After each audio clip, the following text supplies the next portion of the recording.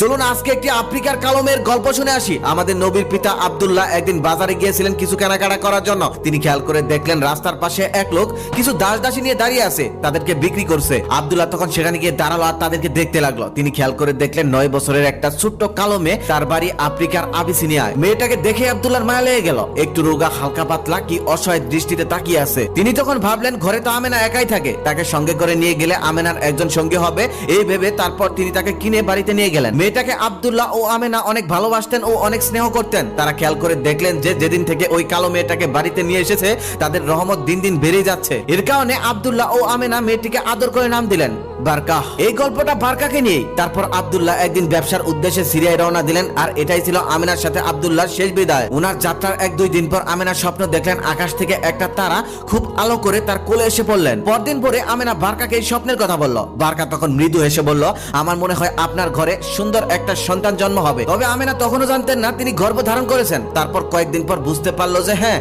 বারকার ধারণাটাই ঠিক, তিনি সন্তান সম্ভাবা। তারপর আব্দুল্লাহ আর কখনো ফিরে আসেনি। সিরিয়ায় যাওয়ার পথে তিনি মৃত্যুবরণ করেন। আমেনার এই বিরহের সময়ে বারকাই ছিল তার একমাত্র সঙ্গী। এক সময় আমেনার অপেক্ষা শেষ হয়, অতঃপর তিনি জন্ম দিলেন আমাদের প্রাণপ্রিয় নবী হযরত মুহাম্মদ সাল্লাল্লাহু আলাইহি সাল্লামকে। শেখ উমর সুলাইমানের বর্ণনা অনুযায়ী আমাদের প্রাণপ্রিয় নবীকে সর্বপ্রথম দেখা ও সৌভাগ্য হয়েছিল যেই মানুষটির, সে হলো আফ্রিকান সেই কৃতদাসী, সেই কালো মেয়েটির। তিনি আমাদের নবীকে নিজ হাতে আমেনার কোলে তুলে দিয়েছিলেন আর আনন্দে খুশিতে বলেছিলেন, আমি ভেবেছিলাম চাঁদের মতো সুন্দর হবে, কিন্তু এখন খেয়াল করে দেখছি সে চাঁদের চেয়েও অনেক বেশি সুন্দর। এই সেই বারকা। নবীজির জন্মের সময় ওনার বয়স ছিল 13 বছর। ছোটবেলায় শিশু নবীকে আমেনার সাথে উনি যত্ন নিয়েছেন, খাইয়ে দিয়েছেন, গোসল করে দিয়েছেন, আদর করে ঘুম পাড়িয়ে দিয়েছেন। নবীজির মাতা আমেনার মৃত্যুর সময় বারকার হাত ধরে অনুরোধ করে বলে গিয়েছিলেন সে যেন তার সন্তানকে দেখে রাখে।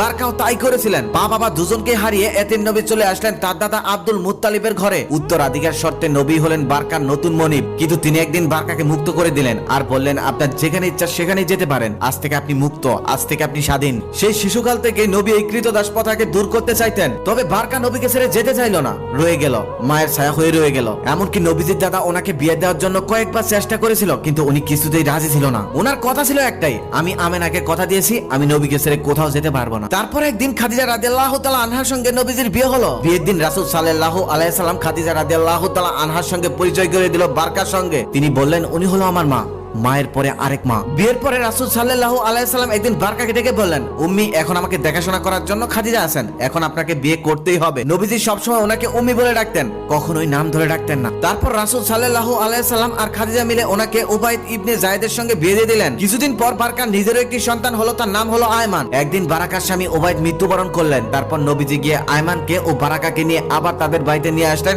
আর সেখানে তাদেরকে থাকার জায়গা দিলেন। কিছুদিন যাওয়ার পর নবীজি একদিন বেশ কয়েকজন সাহাবীকে ডেকে বললেন, আমি একজন নারীকে জানি, তার কোনো সম্পদ নেই, বয়স্ক, তার একজন এতিম সন্তানও আছে, কিন্তু তিনি জান্নাতি। তোমাদের মধ্যে কি এমন কেউ আসো ওই জান্নাতি নারীকে বিয়ে করতে চাও? একথা শুনে যায়েদ ইবনে হারিসা রাদিয়াল্লাহু তাআলা আনহু নবীজির কাছে গিয়ে বললেন, আমি বিয়ে করতে চাই। তারপর নবীজি উম্মে আয়মানের সঙ্গে কথা বলে বিয়ের সমস্ত আয়োজন করে ফেললেন। বিয়ের দিন রাসূল সাল্লাল্লাহু আলাইহি সাল্লাম যায়েদকে বুকে জড়িয়ে দিয়ে আনন্দে ও ভালোবাসায় ভেজা চোখে ও কান্না জর্জরিত কণ্ঠে বললেন, জায়েদ তুমি কাকে বিয়ে করেছো জানো?